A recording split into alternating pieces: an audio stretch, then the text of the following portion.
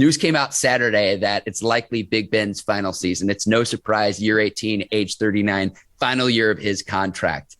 But I can't help but think that this was done deliberately to just take the Steelers over the top and to get them ready for Sunday's game, a team in need of a boost, in need of a jolt, and they got it done in what will probably be the final time Big Ben plays the Ravens at Heinz Field.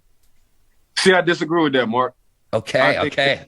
I think he's been playing up and down. He hasn't been playing consistent, and there's been talks either he needs to what Coach Tomlin is going to do. Will he sit him? Will he adjust? What's the move? So the leak was, you know what? I'm just going to say this is my last year. I'm going to retire. The front office was like, we wasn't going to bring you back anyway next year. So that's just my personal opinion on what was done, what was said. I think it was said for a reason. But Seven don't mind leaking stuff out like that to make himself look good. Look, future Hall of Famer, right? And 10 game-winning drives against the Ravens, most of any quarterback against one team. I hear what you're saying, and I know the NFL is a league of what have you done for me lately. And maybe I'm drinking the Kool-Aid a little bit after the win, but no interceptions again, which is really the key. No turnovers and able to get it done. And it was the hurry-up offense. I know we always talk about establishing the ground game. Steelers have had the most success running the hurry-up offense, which was a concern of mine, considering in the first half of this game, Steelers only held the ball for 6 minutes and 25 seconds. So I even tweeted this out during the game. I'm like, if this trend continues in the second half, the Ravens are going to absolutely smoke the Steelers in the second half. Steelers corrected things a little bit because they had the ball total for the game 23 minutes and 30 seconds. So not quite as drastic if you look at the first half, second half splits, because we know that Lamar Jackson and company and the Ravens can run the football. Yeah, Mark. But if you look at it, we talk about Ben not throwing the ball more than 30 times. She threw it 31 times. He had some key plays. He had some drops too by his receiver. So the score could have been a little bit different. You know what I'm saying? But we always felt when it's 30 and 30. What we mean by that is you run the ball 30 times and Ben throw under 30 times.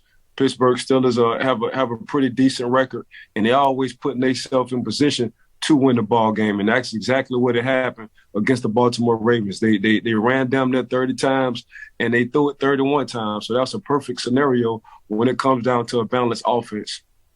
I like how you specify what the Steelers 30 for 30 is. We're not talking about the ESPN documentary. Right. We're not talking about the Jameis Winston touchdown interception ratio. We're talking about the run pass play split of the Pittsburgh Steelers. I want to get to the drops in just a second, because Deontay Johnson redeemed himself in this game after dropping what would have been a touchdown early on in the game.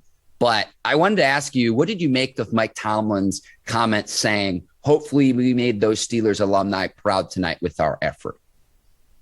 He understands what it is to be a Pittsburgh Steeler. He understands the tradition.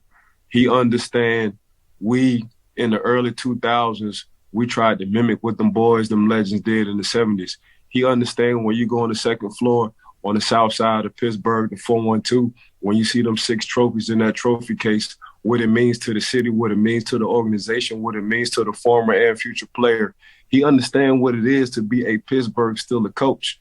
He understands what it is to live in the community, to see the seasons in Pittsburgh, to see the summer, the winter, the spring, the fall. He understands that part. He understands Pittsburgh is a blue-collar, hard-working city. He understands there's nothing flashy about Pittsburgh. You know what I'm saying? He understands the grit.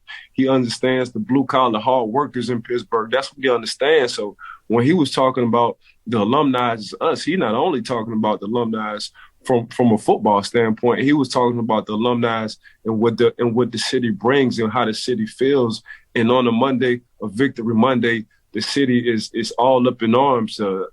Everybody's happy, and when you lose, it feels like Gotham City. That's what Coach T is talking about. You got to have a lot of pride when you put that Pittsburgh Steelers jersey on. You got to have a lot of pride when you put that helmet on.